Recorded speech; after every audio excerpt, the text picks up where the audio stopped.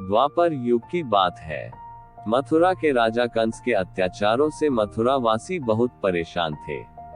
कंस बहुत शक्तिशाली था। उसके पास कई खतरनाक राक्षस थे। इन राक्षसों में एक सबसे खतरनाक राक्षस था बकासुर। बगुले का रूप धारण करने के ही कारण उससे बकासुर कहा गया। बकासुर एक मायावी राक्षस था जिसे पराजित करना नामुमकिन था। भविष्यवाणी के अनुसार कंस को प्रतीत होने लगा था कि नंद का पुत्र ही देवकी के गर्भ से जन्मा 8वां बालक है जो उसका वध करेगा। इस कारण वह कृष्ण को मारने के लिए कोई न कोई षड्यंत्र रचता रहता था। कंस ने अनेक प्रयास किए जिससे श्री कृष्ण का वध किया जा सके, किंतु वह अपने प्रयत्नों में सफल नहीं हो पा रहा था। इन्हीं प्रयत्नों के कारण कंस ने बकासुर को वृंदावन भेजा। श्री कृष्ण को मारने के लिए बकासुर ने एक बगुले का रूप धारण किया और जहां श्री कृष्ण अपने साथियों के साथ गायों को चरा रहे थे वह वहीं पर पहुंच गया। दोपहर के आसपास का समय था।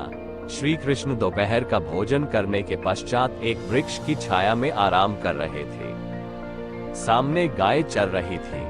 कुछ ग्वाल बाल अपने बछड़ों को पानी पिलाने यमुना के तट पर ले गए। उन्होंने पहले बछड़ों को पानी पिलाया और फिर स्वयं भी पिया।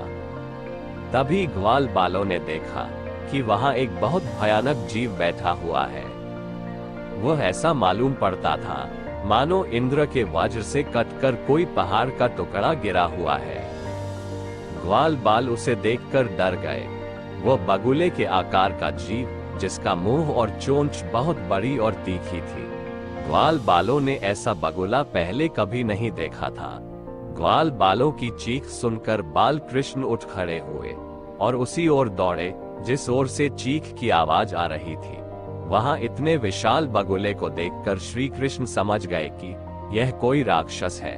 उन्होंने बगुले के पास जाकर उसकी गर्दन इतनी जोर से पकड़ी कि उसे सांस लेने में दिक्कत होने लगी। वह धरती पर गिर गया, लेकिन मौका पाकर उसने झपट कर कृष्ण को निगल लिया। जब बलराम आदि बालकों ने देखा कि वह बगुला श्री कृष्ण को निगल गया है, तब उनकी चिंता बढ़ गई। ये सब देखकर कई ग्वाल बाल वहीं पर अचेत हो गए। कुछ परेशान होकर घरों की तरफ चिल्लाते हुए भागने लगे। श्री कृष्ण परम पिता परमेश्वर है, भला उन्हें क्या होने वाला था। जब वे बगुले के तालू के नीचे पहुंचे तो उन्होंने इतनी गर्मी पैदा कर दी कि उसका तालू आग के समान जलने लगा। एक बार फिर बगुला परेशान हो गया, अतः उस दैत्य ने अपना मुंह खोलकर श्री कृष्ण के शरीर पर किसी प्रकार का प्रहार किए बिना ही झट से उन्हें उगल दिया।